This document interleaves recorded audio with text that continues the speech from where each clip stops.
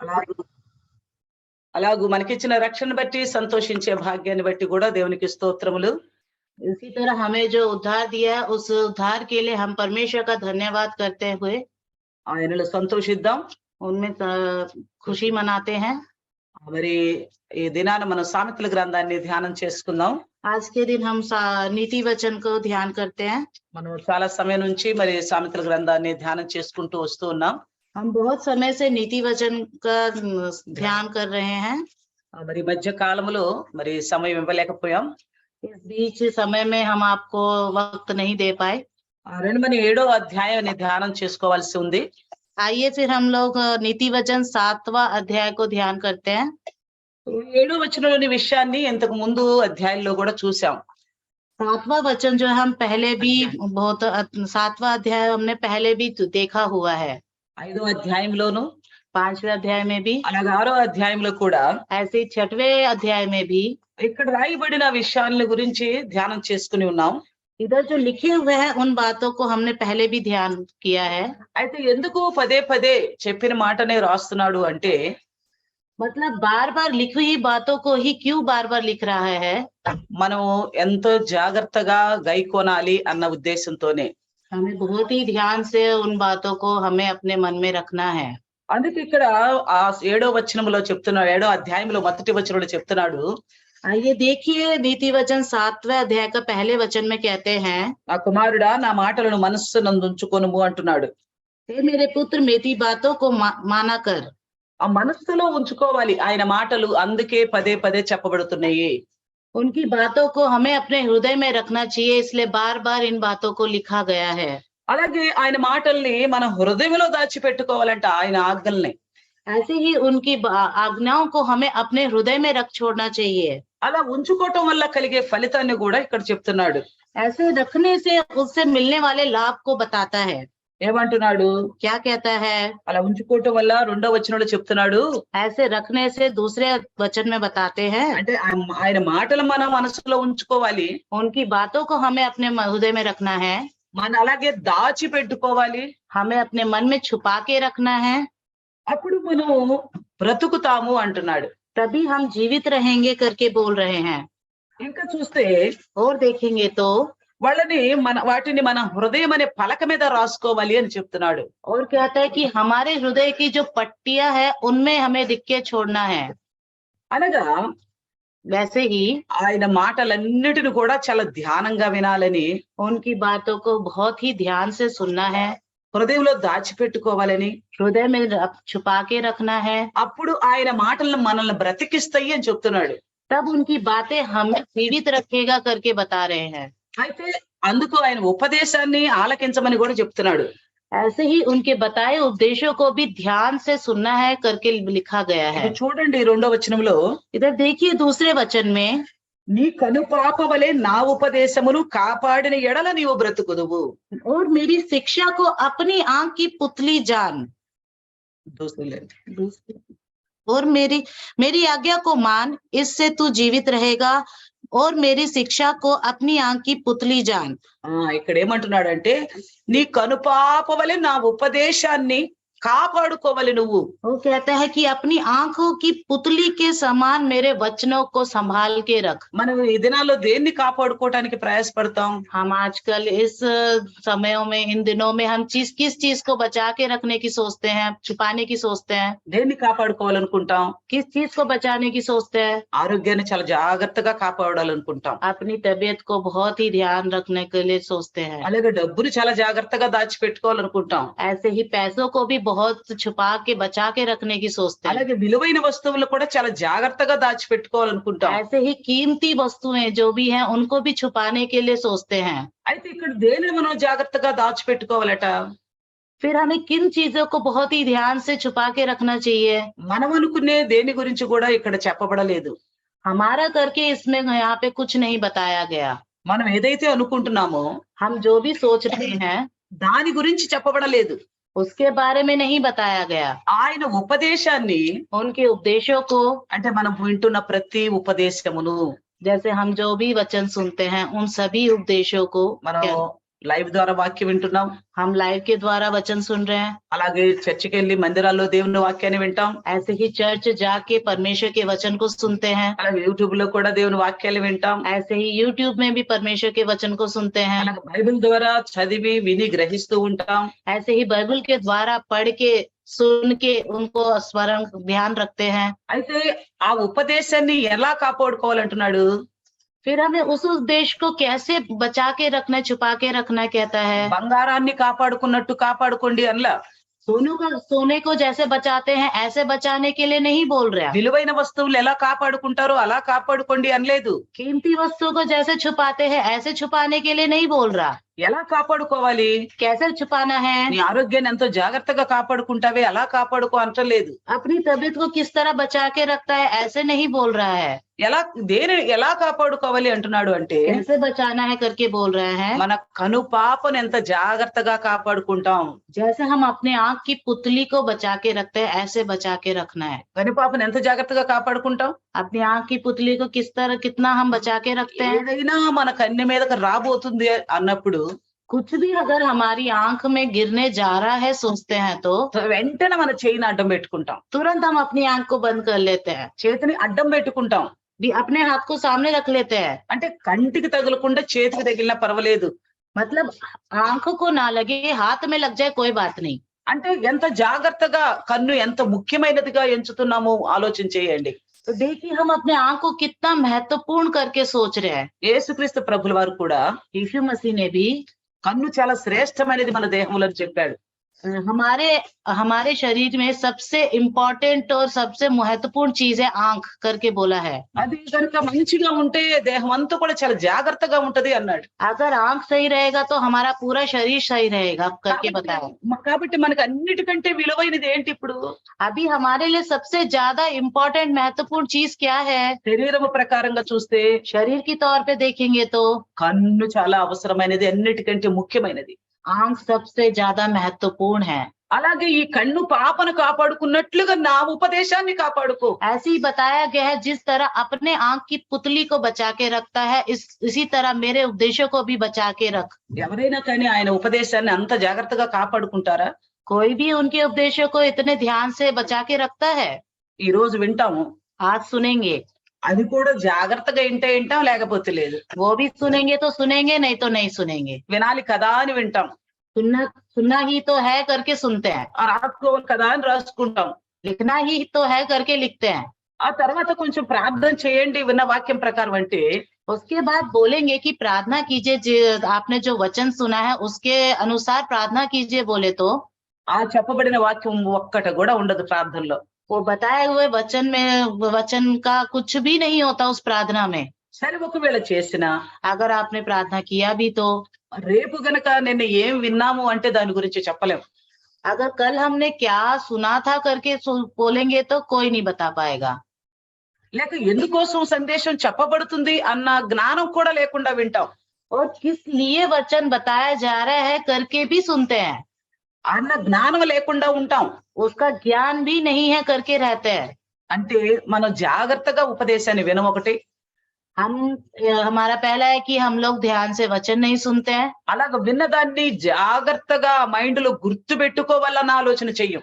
और ध्यान से अपने दिमाग में रख छोड़ना है करके हम नहीं ध्यान रखते हैं। అయితే ఎవరు క్షేమంగా బ్రతుకుతారు అని వాక్యం చెప్తుంది? कौन संभल के सुरक्षित रहता है करके बता रहा है वचन। ఎవరు బ్రతుకుతారు అని చెప్తుంది? कौन बचेगा करके बोल रहा है। ఎవరైతే ఉపదేశాన్ని కనుపాపలాగా భద్రంగా కాపాడుకుంటారో వాళ్ళే బ్రతుకుతారు. जो कोई अपने आंखों की पुतली के समान उपदेश को बचा के रखेगा वही जीवित रहेगा करके बोल रहा है। అంటే బ్రతకడం అంటే చనిపోకుండా శాశ్వతంగా బ్రతుకుతామని కాదు. जीवित मतलब हमेशा के लिए जिंदा रहेंगे करके नहीं। బ్రతకటం అంటే నిరంతరము జీవించి ఉండే ఆ పరలోక రాజ్యంలో బ్రతుకు గురించి చెప్తున్నాడు. जीवित रहना मतलब हमेशा के लिए स्वर्ग राज्य में जीवित रहना है करके बताया गया है। కాబట్టి సందేశాన్ని వినేటప్పుడు చాలా జాగ్రత్తగా వినాలి. इसलिए जब संदेश सुनते हैं तो बड़े ध्यान से सुनना चाहिए। అందుకే అంటున్నాడు ఏమి మీరు వింటున్నారో జాగ్రత్తగా వినండి. इसलिए कहते हैं जो तुम सुन रहे हो बड़ी ध्यान से सुनिए। యేసుక్రీస్తు ప్రభుల వారు కూడా అంటున్నారు ఏమి వింటున్నారో మీరు జాగ్రత్తగా వింటున్నారా? यीशु मसीह भी कहते हैं, आप जो सुन रहे हैं वो ध्यान से सुन रहे हैं। జాగ్రత్తగా వింటామంటే అర్థం ఏంటి? ध्यान से सुनने का मतलब क्या है? ఇప్పటి వరకు విన్న దానిలో మీకు ఏమన్నా అర్థమైందా? अभी तक जो आपने सुना उसमें आपको कुछ समझ आया? దేన్ని మనం జాగ్రత్తగా కాపాడుకుంటే బ్రతుకుతాం? किसको हम ध्यान से छुपा के बचा के रखेंगे तो हम जीवित रहेंगे? దేహాన్ని కాపాడుకున్నా బ్రతకము, शरीर को बचाने से भी हम नहीं बचेंगे, డబ్బును కాపాడుకున్నా బ్రతకము, पैसे को बचाने से हम जीवित नहीं रहेंगे, విలువైన వాటిని కాపాడుకున్నా బ్రతకము. कीमती चीजों को बचाने से हम जीवित नहीं रहेंगे। మనం నిరంతరం బ్రతికి జీవించి ఉండాలి అంటే గనుక వాక్యాన్ని, ఉపదేశాన్ని జాగ్రత్తగా కాపాడుకోవాలి. हमें हमेशा के लिए जीवित रहना है तो उस वचन को, उपदेश को हमारे अंदर बहुत ही अच्छे से संभाल के छुपा के रखना है हमें। అసలు వాక్యం చూస్తే ఒకసారి మనకి దీనికి విరుద్ధంగా ఇంకొక వాక్యం కూడా కనిపిస్తది. अगर हम वचन देखेंगे तो इसके विरुद्ध में एक और भी वचन हम देख सकते हैं। ఏమని? क्या करके? నీ వాక్యమే నన్ను శ్రమ కొలిమిలో నుండి బ్రతికించింది అని. आप ही का वचन ने हमें बहुत ही संकट से हमें बचा के रखा करके। అంటే ఆయన వాక్యం మనల్ని బ్రతికిస్తుంది అన్నది మనం నమ్ముతాం. मतलब उनका वचन हमें बचाएगा करके हम मानते हैं। నిజమే కదా? सच है ना? బ్రతికిస్తుంది కదా? जीवित रखती है ना? కానీ ఆ వాక్యం నిన్ను బ్రతికించాలి అంటే मगर अगर वो वचन आपको, वो उपदेश आपको बचा के रखना है तो ముందు నీవు ఆ ఉన్న ఉపదేశాన్ని నువ్వు కాపాడుకోవాలి. सबसे पहले आपको उस उपदेश को बचा के छुपा के रखना है। నీవు గనక ఆ ఉపదేశాన్ని కాపాడుకుంటేనే ఆ ఉపదేశం నిన్ను బ్రతికిస్తది. अगर आप उस उपदेश को बचा के छुपा के रखेंगे तो वही उपदेश आपको बचाएगा, जीवित रखेगा। ఒకవేళ చెప్పామనుకోండి, अगर हमने शायद से बता भी दिया, అదిగో ఆ మార్గాన్ని వెళ్ళకండి, उस मार्ग में मत जाइए, అక్కడ ఆ ఊబి ఉంది అని చెప్పామనుకోండి, उधर దల్దల్, दलदल है करके बोला तो ఆ మార్గంలో ఊబి ఉంది, उस रास्ते में दलदल है, అది తెలియకుండా పోతే అందులో పడి చనిపోయే ప్రమాదం ఉంది. बिना पता चले अगर हम उस रास्ते में गए तो उसमें गिर के मरने का है वहां पे खतरा। కాబట్టి నీకు సందేశం ఇవ్వబడింది, ఆ మార్గములో ఊబి ఉంది, నువ్వు వెళ్ళకు. आपको बताया गया है कि उस मार्ग में दलदल है, आप वहां मत जाओ। ఇప్పుడు నువ్వు ఆ వాక్యాన్ని విన్నావు, ఆ మాటని విన్నావు, अभी आपने उस बात को सुनी है, నిజంగా ఆ మాట నిన్ను కాపాడుతుంది. सच में वो बात आपको बचाएगी। ఎందుకు నీకు చెప్పబడింది? क्यों आपको बताया गया है? నువ్వు ఆ మార్గాన్ని వెళితే చనిపోతావు, ఊబిలో దూరుకుపోతావు కాబట్టి వెళ్ళొద్దు, నీ కాపుదల కోసం చెప్పబడింది. अगर आप उस रास्ते में जाएंगे तो उस दलदल में गिर जाएंगे और मर जाएंगे, इसलिए आपको बचाने के लिए बताया गया है। అయితే ఇప్పుడు నీ కర్తవ్యం ఏంటి? अब आपका कर्तव्य क्या है? ఆ విన్న ఆ ఉపదేశాన్ని, ఆ వాక్యాన్ని నువ్వు కాపాడుకుంటే, आप अगर उस बताए हुए वचन को अगर आप अच्छे से अपने मन में छुपाए बचाए रखेंगे तो, అంటే మా కాపాడుకోవటం అంటే ఏంటి? बचाना मतलब क्या है? నేను ఈ మార్గాన్ని వెళ్ళకూడదు అన్న తలంపు ఉండాలి. వెళ్ళకుండా ఉండటమే నువ్వు కాపాడుకోవటం. हाँ, मुझे इस मार्ग में नहीं जाना चाहिए करके हमें वो ध्यान रहना चाहिए और उस रास्ते में नहीं चलना करके रहना चाहिए। అదే కాపాడుకోవటం అంటే. वही है अपने आप को बचाना मतलब। అప్పుడు నీవు బ్రతుకుతావు.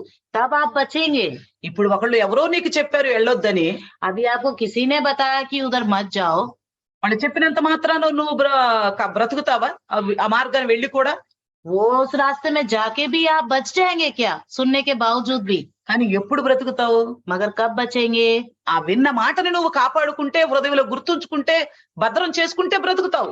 वो सुनी हुई बात को अगर आप अपने हृदय में रख छोड़ेंगे, छिपाए रखेंगे, तभी आप जीवित रहेंगे। ఎందుకు మనకి విశ్వాసులైన వారికి ప్రతిదినం సందేశం ఇవ్వబడుతుంది? क्यों हमारे विश्वासी लोगों को हर दिन उपदेश संदेश दिया जाता है? ఎందుకంటే మనం బ్రతకాలి, क्योंकि हमें जीवित रहना है, నిరంతరం జీవించి ఉండాలి, हमेशा के लिए जीवित रहना है। ఆ యొక్క నిత్య రాజ్యాన్ని చేరుకోవాలని మనం వచ్చాం.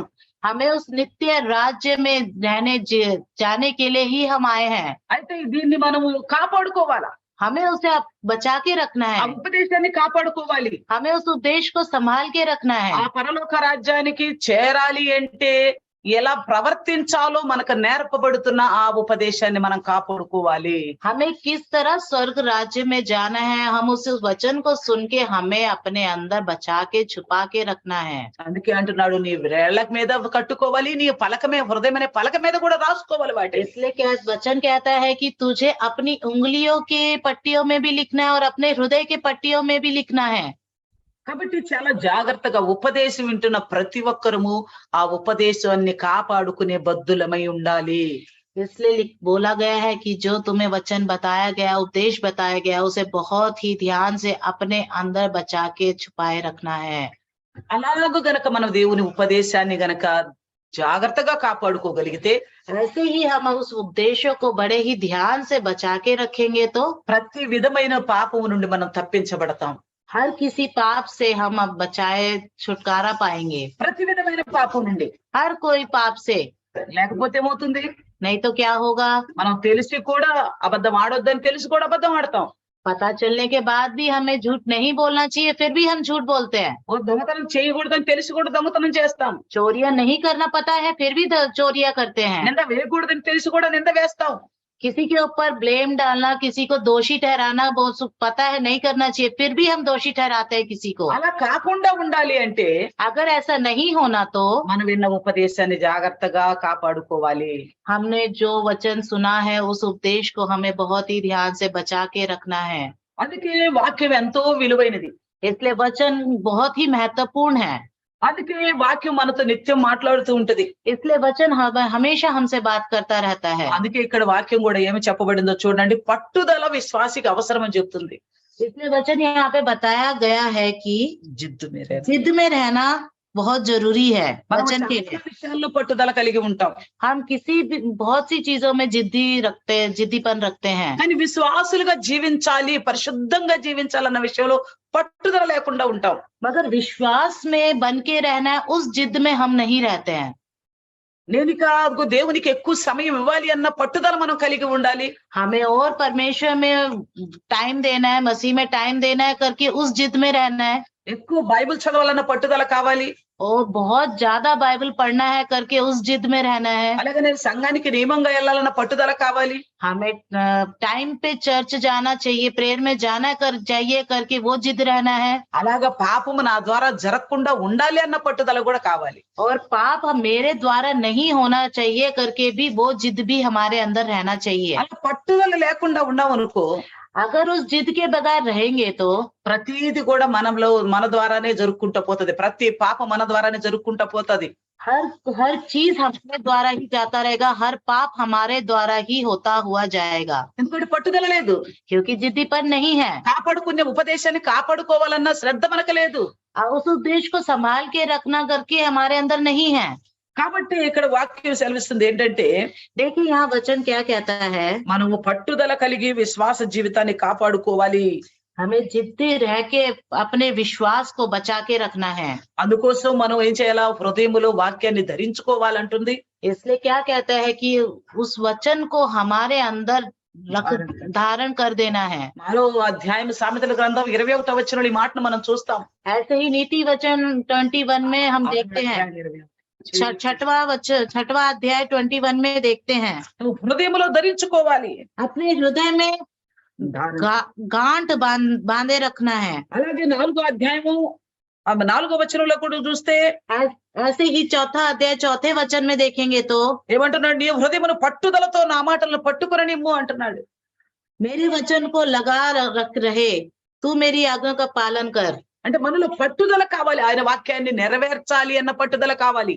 इसलिए हमें उनकी बातों को, उनकी आज्ञा को पूरा करना है करके हमारे अंदर जिद रहना चाहिए। అలా పట్టుదల లేదనుకోండి, अगर वो जिद्दीपन नहीं रहा तो, అలా హృదయములో వాక్యాన్ని ధరించుకోలేదనుకోండి, ऐसे अपने हृदय में वचन को नहीं धारण किया तो, అలాగా హృదయం అనే పలక మీద మనం రాసుకోలేదనుకోండి, ऐसे हृदय की जो पट्टी है अगर हम उसमें नहीं लिखेंगे तो, మనసులో వాక్యాన్ని ఉంచుకోలేదనుకోండి, और अपने मन में वचन को नहीं रखेंगे तो మనం ఉపదేశాన్ని కాపాడుకోలేదు.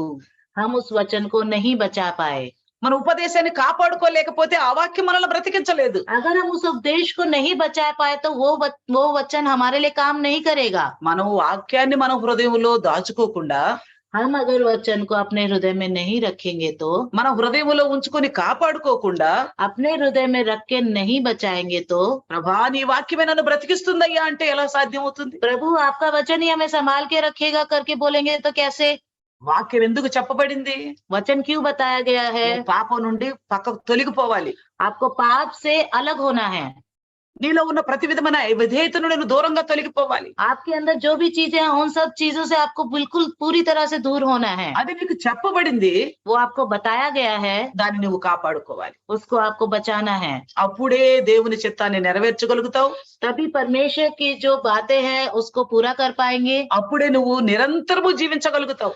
तभी आप हमेशा के लिए जीवित रह पाएंगे। మనం అనేక పాటలు పాడుకుంటాం కదా, हम बहुत सी बार गाने गाते हैं ना, మనం ఈ లోక వాసులం కాదు అని, हम इस दुनिया के लोग नहीं है करके, మన పరదేశులమని, हम परदेसी है करके, మనకు అవసరం ఒక శ్రేష్టమైన దేశం ఉన్నదని, हमारे लिए बहुत ही अच्छी जगह है करके। తో ఆ దేశాన్ని స్వతంత్రించుకోవాలి అంటే उस जगह को अगर हम पूरा अपना बनाना है तो మనం ఖచ్చితంగా ఆయన మాటకు లోబడాల. हमें पूरी तरह से उनकी बातों में झुकना है। కాబట్టి ద్వితీయోపదేశ కాండములో చెప్తున్నాడు, ऐसे ही लिखा गया है व्यवस्था विवरण में 32 అధ్యాయము 47 వచనంలో చూస్తే 32 अध्याय के 7वें 47 47 अध्याय का 7वें वचन में देखेंगे तो 32 के अध्याय 47 32 अध्याय का 47 वचन అక్కడ ఏం రాయబడిందో చూడండి. ఈ చెప్పబడిన ప్రతి మాట కూడా నిరర్ధకమైనది కాదు అంటున్నాడు. बताया गया है कि जो भी बातें बताई गई है वो निरंतर के लिए नहीं है। నిరర్ధక వర్షం 32 का 47 40 చూడండి, ఇది మీకు నిరర్ధకమైన మాట కాదు, ఇది మీకు జీవమే. क्योंकि यह तुम्हारे लिए व्यर्थ काम नहीं परंतु तुम्हारा जीवन ही है। మీకు చెప్పబడే ప్రతి ఉపదేశం ఏంటంట? तुम्हें बताया गया हर एक वचन क्या है। మనకందరికి బోధించబడుతున్న ప్రతి ఉపదేశం ఏమై ఉంది?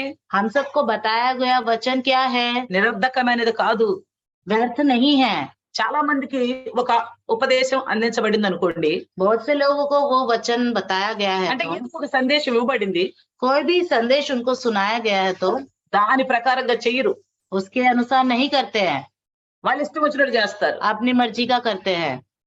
అది ఉపదేశాన్ని శ్రద్ధగా వింటమంటారా? उस वचन को अच्छे से ध्यान से सुनना कहते हैं। ఎవరైతే చెప్పిన ప్రకారం చేస్తారో వాళ్ళే ఆ ఉపదేశాన్ని నిజంగా గైకొన్నవారు.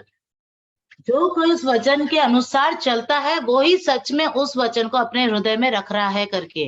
అనుకోండి, దైవదాసులు కూడా ఏదన్నా సలహా ఇచ్చారు అనుకోండి, सोच लीजिए कि पासवान जी ने आपको कोई सलाह दिया हो तो, ఇదిగో ఇలా ఎలా చెయ్యండి అని, देखिए ऐसा ऐसा करिए करके, ఇదిగో ఇలా ఎలా మీరు ప్రవర్తించాలి అని, देखिए आपको ऐसा ऐसा बताना वो करना चाहिए करके बोले ఇలా तो, చెయ్యాలని చెప్పారనుకోండి, इला ऐसा आपको करना चाहिए करके बोलेंगे तो ఇది నిరర్ధకమైన మాట అనుకుందామా? इसको व्यर्थ बात है करके बोलेंगे, सोचेंगे क्या? దైవదాసులు చెప్పారంటే సంఘక్షేమం గురించే కదా చెప్పేది. अगर पासवान जी ने बताया है तो कलिसिया की भलाई के लिए बताया करके మీ सोचना चाहिए। విశ్వాస జీవితానికి మేలు కోసమే కదా చెప్పేది. आपके विश्वास के जीवन की भलाई के लिए ही करके बताया गया है ना। కానీ విశ్వాసుల్లో ఏమనుకుంటూ ఉంటారు విశ్వాసులు?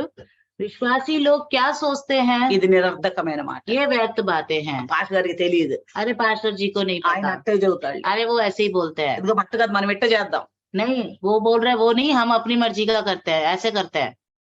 కానీ అదే ఉపదేశాన్ని కాపాడుకోలేకపోవటం అంటే అదే. वही होता है कि अपने आपने उद्देश्य को नहीं बचाया करना करके। ఇక్కడ ఏమంటున్నాడు? చెప్పబడిన మాట గనక నువ్వు అంగీకరిస్తే అది నీకు జీవము. जो बातें उद्देश्य आपको बताई गई है अगर उसको आप स्वीकार करोगे तो ही आपके लिए उद्धार है। ఏదో నాకు తెలుసులే, నేను నా ఇష్టం వచ్చినట్టు చేస్తాను అనుకుంటే అది మేలైనది కాదు. वो मेरे अपने मन का सोच के मैं ही अपनी मर्जी का करूंगा तो वो आपके लिए अच्छा नहीं है, అది సంఘానికి కూడా క్షేమమైంది కాదు. वो कलिसिया के लिए भी अच्छा नहीं है। కాబట్టి ఏమంటున్నాడంటే చెప్పబడిన ఈ మాట నిరర్ధకమైనది కాదు. जो बात बताई गई है वो व्यर्थ नहीं है। ఏదైనా సందేశము, ఏదైనా ఉపదేశం, ఏదైనా సలహా మీకు ఇవ్వబడితే అది నిరర్ధకమైనది కాదు. कोई भी उपदेश, कोई भी सलाह, कोई भी आप चीजें आपको जो बताई गई है वो व्यर्थ नहीं है, అది జీవమే అంటున్నాడు. वो जीवन ही है करके बोला गया है। అదే మనం బ్రతికి ఉంటాము అనేది చెప్తున్నాడు ఇక్కడ. वो ही बताया गया है कि हम जीवित रहेंगे। ఎక్కడ బ్రతికి ఉంటాము?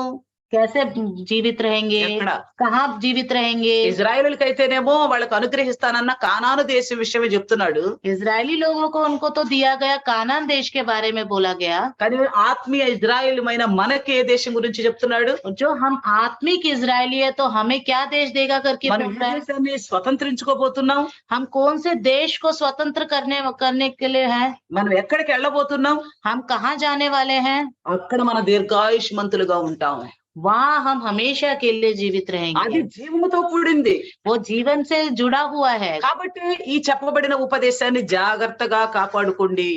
इसलिए जो बताया गया उपदेश है उसको बहुत ही संभाल के रखिएगा।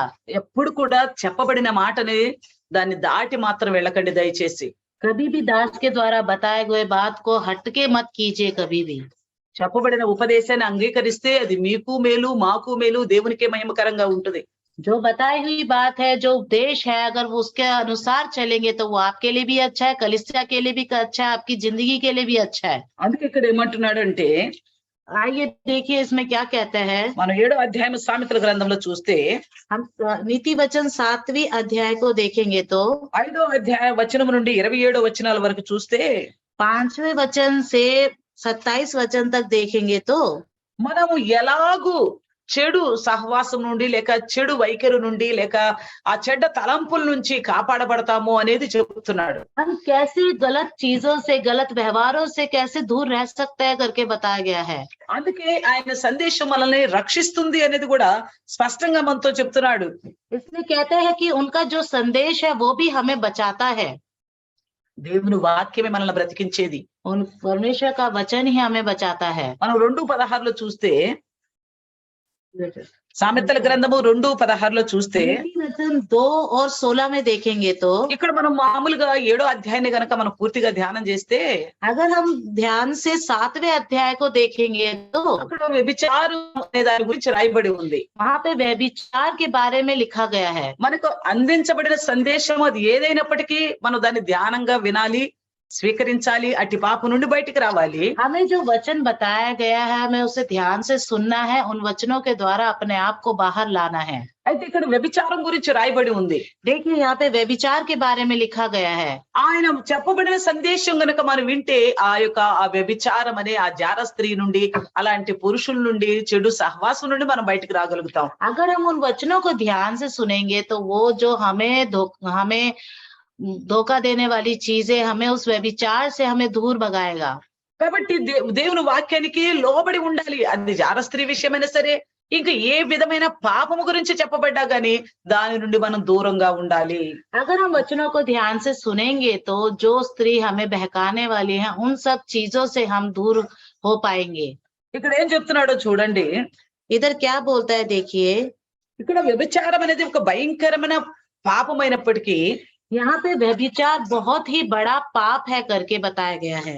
అందులో అయినప్పటికీ చాలా మంది చిక్కుబడిపోతున్నారు. तब भी इन चीजों में बहुत से लोग फंस जा रहे हैं। అయినప్పటికీ మేము పాపంలో ఉన్నామని ఒప్పుకుంటున్నారా? तब भी कोई हम पाप में है करके कोई मान रहा है? అయినప్పటికీ పాపంలోనే ఉంటున్నారు.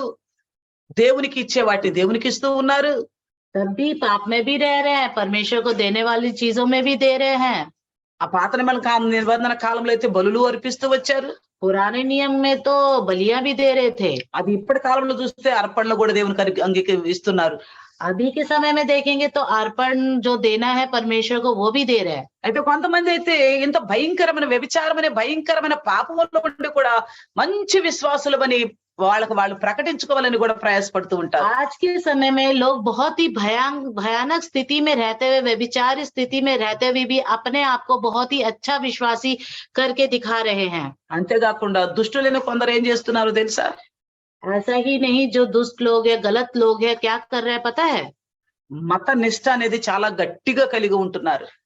जो हमारा ధర్మ धर्म है उस चीज को लेके बहुत ही निष्ठा से रह रहे हैं।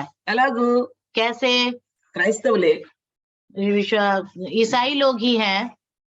మరి వ్యభిచారం అనే పాపం వాళ్ళలో పనిచేస్తుంది. व्यभिचार नाम का जो पाप है उनके अंदर काम कर रहा है, అయినా దేవుని సన్నిధికి వెళ్తూనే ఉన్నారు. फिर भी परमेश्वर की कलीसिया में जा रहे हैं, ఆయన ఉదయాన్నే లేచి మోకరించి ప్రార్థన చేస్తున్నారు. फिर भी सुबह उठ के घुटनों में आके प्रार्थना कर रहे हैं, ప్రతి పని చేసే ముందు ప్రార్థన చేస్తున్నారు. हर चीज करते वक्त उसके लिए भी प्रार्थना कर रहे हैं, దేవునికి ఇచ్చే వాటిని మంచిగా ఇస్తున్నారు. परमेश्वर को देने वाली चीजों को मैं भी बहुत ही अच्छे से दे रहे हैं, ప్రైజ్ లార్డ్ అంటే ప్రైజ్ లార్డ్ చెప్తున్నారు. प्रेज लॉर्ड बोले पर प्रेज लॉर्ड दे रहे हैं। అంటే క్రైస్తవులుగా కనపడవలసడానికి ఉండాల్సిన లక్షణాలన్నీ చూపిస్తున్నారు. देखिए हम ईसाई लोग हैं करके जो उनके अंदर लक्षण दिखने हैं वो सारे लक्षण उनके अंदर दिख रहे हैं। అంత చాకచక్యంగా ఉంటూ వాళ్ళు ఎన్ని చేయటం వల్ల ఆ వ్యభిచారం అనే పాపము క్షమించబడుతుంది అనుకుంటున్నారు. इतनी चालाकी से रहते हुए वो सोच रहे हैं वो जो व्यभिचार कर रहे हैं उन सब चीजों से हम बच जाएंगे करके सोच रहे ఆ हैं। దేవుడు క్షమించేస్తాడులే, నేను ఇవన్నీ చేస్తున్నాను కాబట్టి అది పాపంగా ఎంచబడదలే అనే పొరపాట్లు वो सोच रहे हैं कि हम जो व्यभिचार कर रहे हैं, हम ये जो चीजें ईसाई में जो है चीजें वो सब हम कर रहे हैं तो हमारे जो पाप है वो सारे भी मिट जाएंगे करके सोच रहे हैं। కానీ లేదు ప్రియురాలు, మనం చేసేదాన్ని బట్టి మన పాపాలు ఎప్పుడు కూడా క్షమించబడవు. नहीं प्रिय भाइयों, हम जो पाप कर रहे हैं हम वो कभी क्षमा नहीं किए जाएंगे। ఎప్పటి వరకు ఆ పాపము తప్పని నువ్వు ఒప్పుకుని విడిచిపెట్టవో అప్పటి వరకు క్షమించబడవు. जब तक आप अपने मन से उस पाप को नहीं हटाएंगे, नहीं मानेंगे, तब तक आपके जो पाप है वो आपसे नहीं हटेगा। అందుకే విశ్వాస జీవితంలో ఉన్న వాళ్ళు చాలా జాగ్రత్తలు కలిగి ఉండాలి. इसलिए जो भी विश्वासी लोग हैं अपने जीवन में बहुत ही ध्यान से रहना चाहिए। అది వ్యభిచార విషయమైన కావచ్చు, वो व्यभिचार का भी बात हो सकता है, లేక ఇంకా లోకంలో ఏ విధమైన పాపం విషయంలో సరే ऐसे इस दुनिया की बहुत सी चीजों को लेके भी हो सकता है। అది మనం ఇక్కడ చూస్తే 14 నుండి 7వ అధ్యాయం సామెతల గ్రంథము 21వ వచనం వరకే చూస్తున్న మాటలను బట్టి देखिए नीति वचन 7वां अध्याय 14 से लेकर 27 तक 21 तक देखेंगे तो మనం ఎలాంటి జాగ్రత్తలు కలిగి ఉండాలో చెప్తున్నాడు. हमें किस तरह से ध्यान से रहना है करके बताया गया है। బుద్ధి లేని వారు, జాగ్రత్త లేని వారు మోసగించబడతారు. बताया गया है जिनके अंदर बुद्धि नहीं है, जो धोखा खाने वाले हैं वो धोखा, బుద్ధి లేని వారు, वो जो जिनके पास दिमाग नहीं है वो జాగ్రత్త లేని వారు सावधान नहीं रहने वाले వాళ్ళు ఖచ్చితంగా మోసగించబడతారు. वो पक्का धोखा खाएंगे। ఎందుకంటే పాపము విచిత్రమైన అలంకరణలతో మనిషిని ఆకర్షిస్తుంది. क्योंकि पाप जो है बहुत बहुत अलग तरीके से आपको आकर्षित करती है। మనం దాన్ని గ్రహించగలగాలి. हमें उसको ध्यान देना है उन चीजों को। అందుకు మనం గ్రహించాలంటే ఏదో పట్టినట్టుగా విశ్వాస జీవితాన్ని వదిలిపెడితే గ్రహించలేము.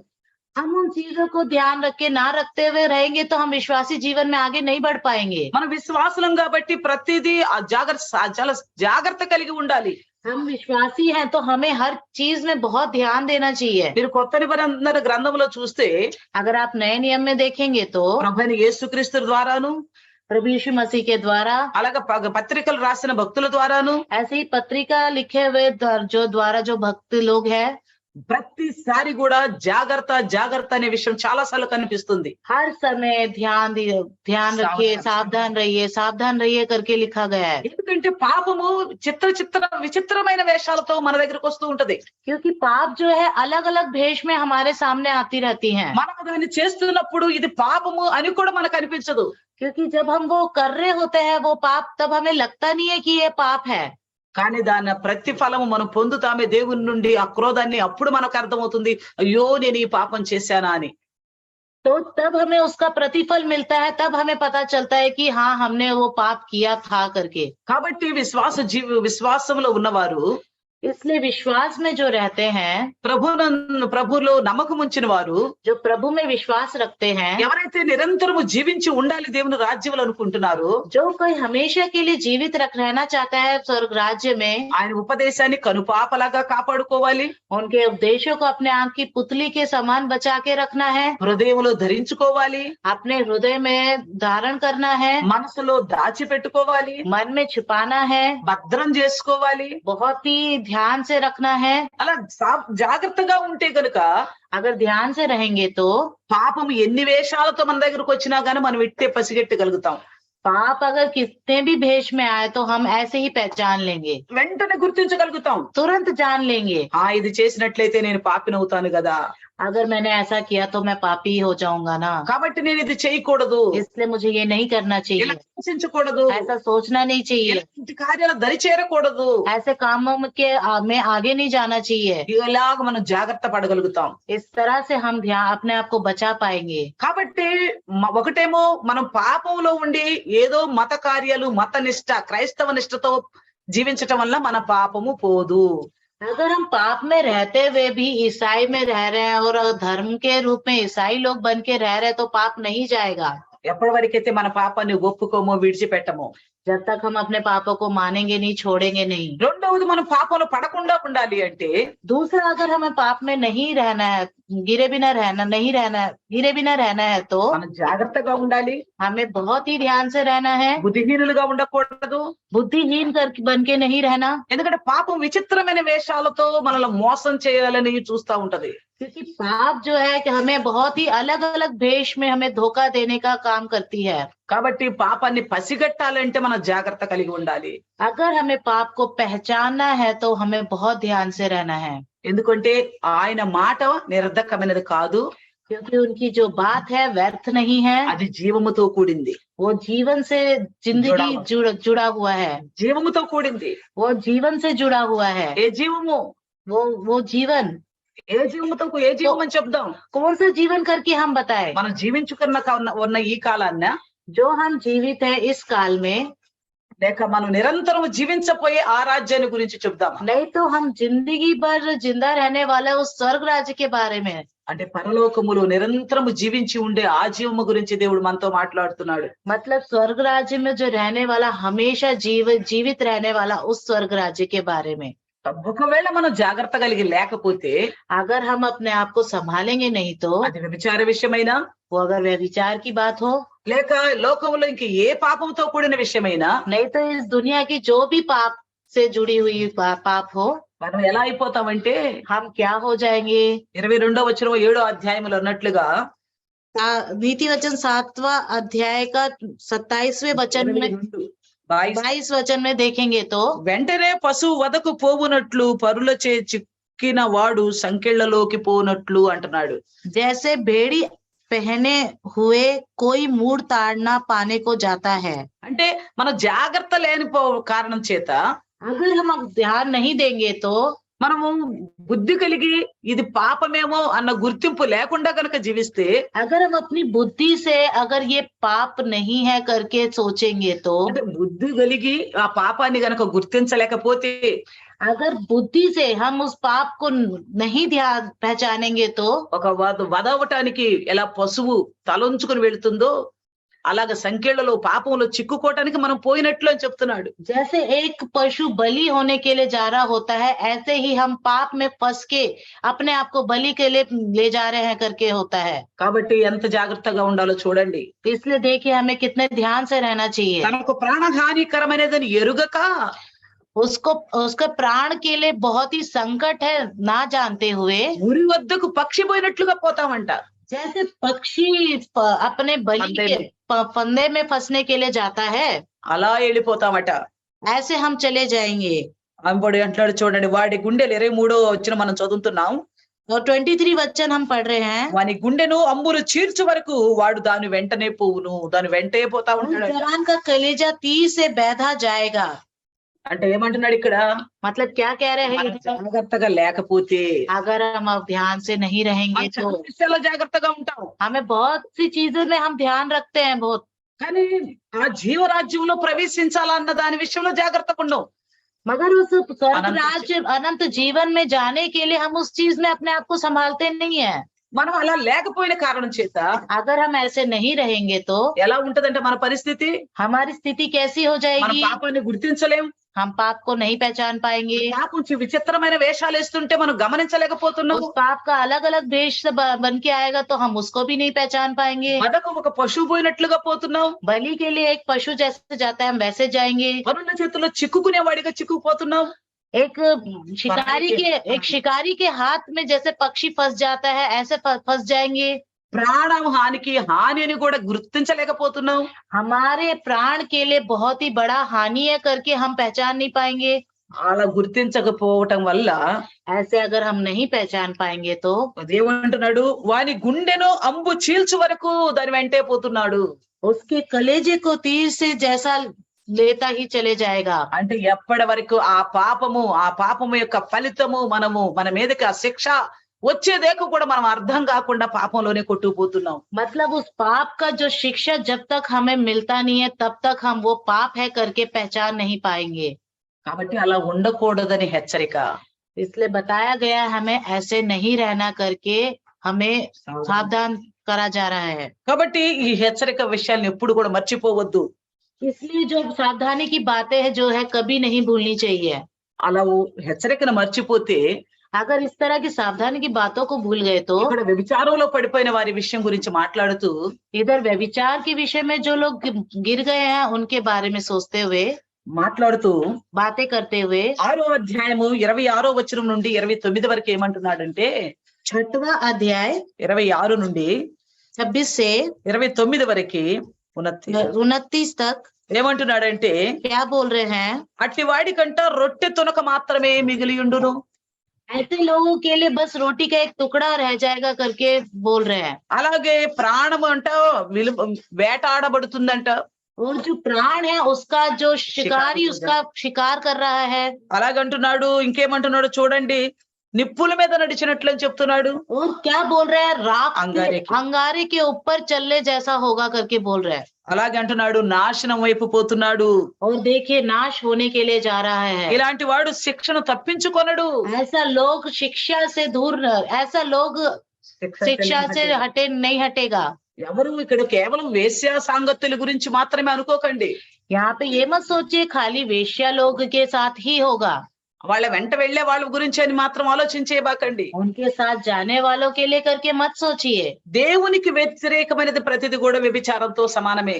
जो परमेश्वर के लिए बुरा है उसमें जाना, जिसमें जो जा रहा है परमेश्वर की बुरी बातों से, वो सब भी व्यभिचार के बराबर है। అంటే దేవుడైతే తప్పు అని చెప్పాడు, जो परमेश्वर ने गलत है करके बोला है, అది మనం చేస్తున్నాము అంటే अगर वो हम कर रहे हैं అది तो వ్యభిచారంతో సమానమే. वो వ్యభిचार के बराबर है। అంటే దేవునికి ఇవ్వాల్సిన స్థానాన్ని ఇవ్వలేకపోతున్నాం. जो परमेश्वर को जगह देनी है हम वो नहीं दे पा रहे हैं। భయపడాల్సింది భయపడలేకపోతున్నాం. परमेश्वर से डरना है हम नहीं डर पा रहे हैं। నా దేవుడికి నా ప్రభుడివి అని చెప్తూ, आप मेरे प्रभु है, आप मेरा सब कुछ है बोलते हुए, ఇదిగో ఈ పాపము నా మొత్తం నా సమస్తము ఈ పాపమే, నా సమస్తము ఈ వ్యభిచారమే అని తిరుగుతున్నారు. मेरा सब कुछ ये पाप ही है, मेरा सब कुछ ये व्यभिचार ही है करके घूम रहे हैं।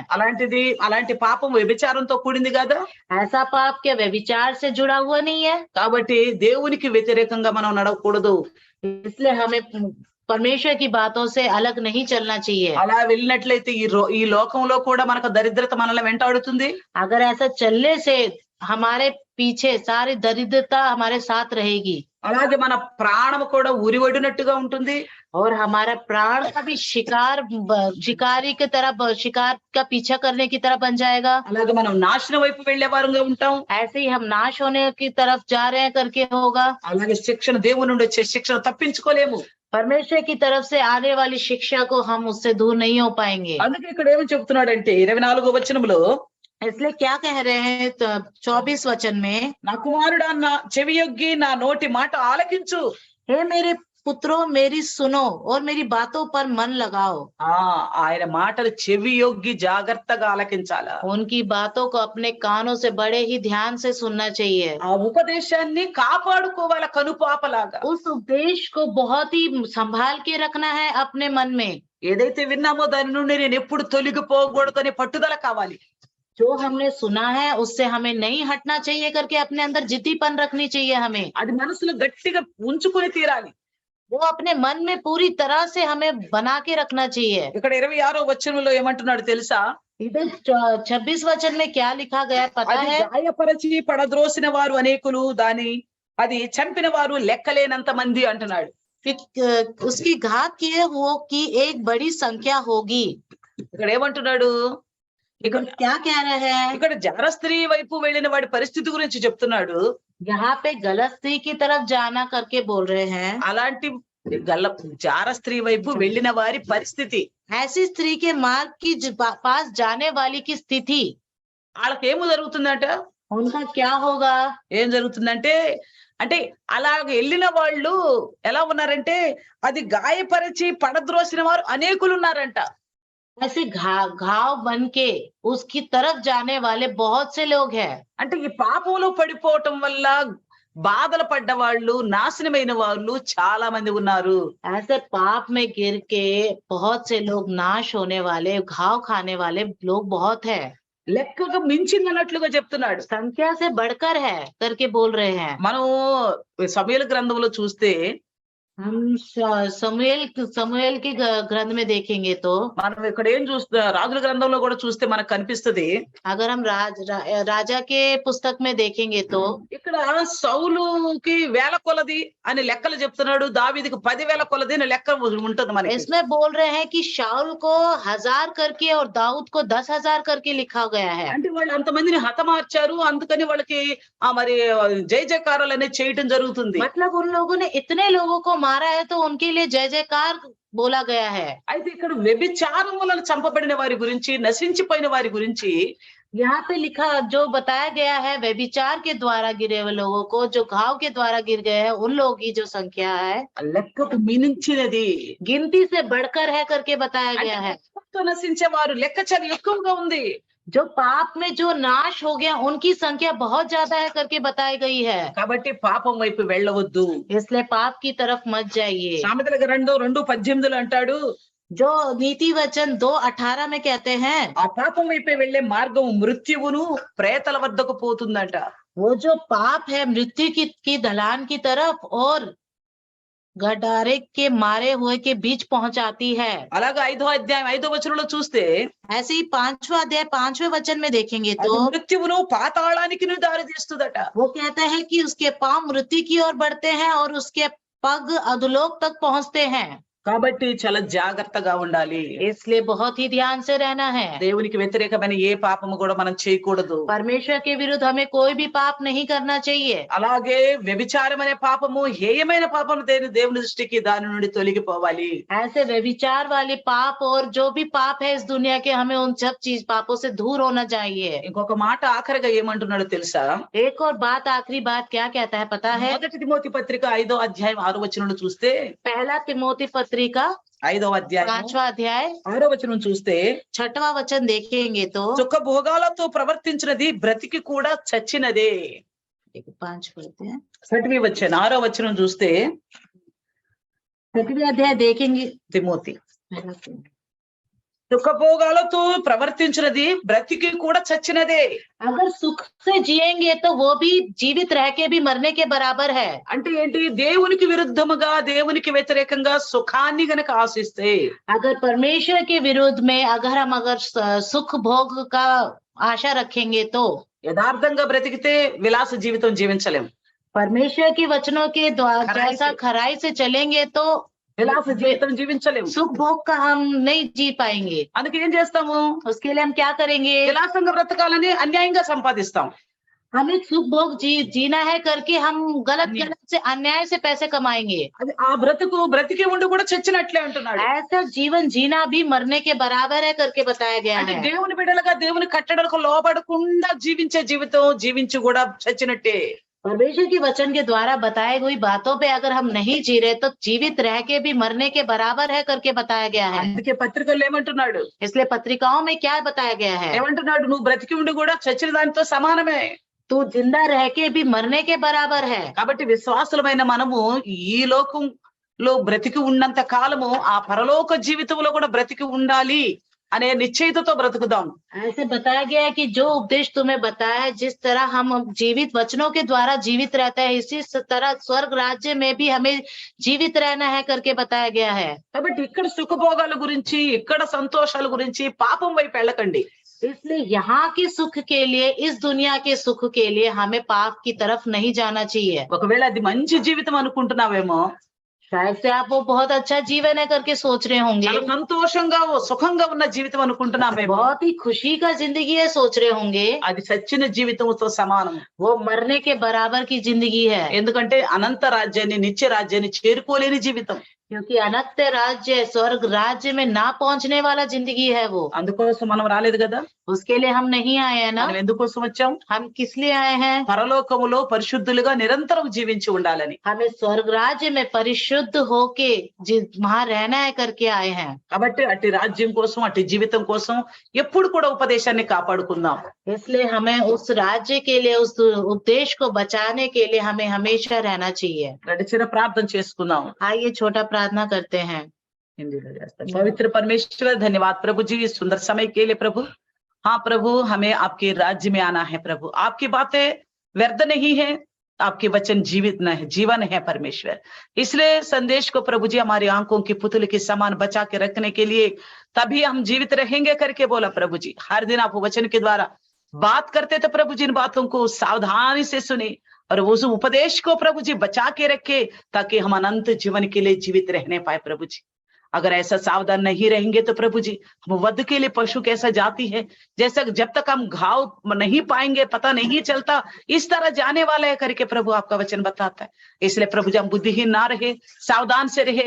पाप चित्र आकार विचित्र आकार लेके हमारे पास आता तो उसको पहचाने और उसको धक्का देके निकाले प्रभु जी, और पवित्र जिंदगी को पाए उस अनंत राज्य में जाने के लिए. प्रभु सुनी वचन सबके हृदय में 100 गुना फलवंत होने के लिए यीशु के नाम से प्रार्थना मांगते हैं. ఆమేన్, ఆమేన్. सबको प्रेज द लॉर्ड. सबको प्रेज लॉर्ड. అందరికీ వందనాలు. सबकी वंदनाలు. మళ్ళీ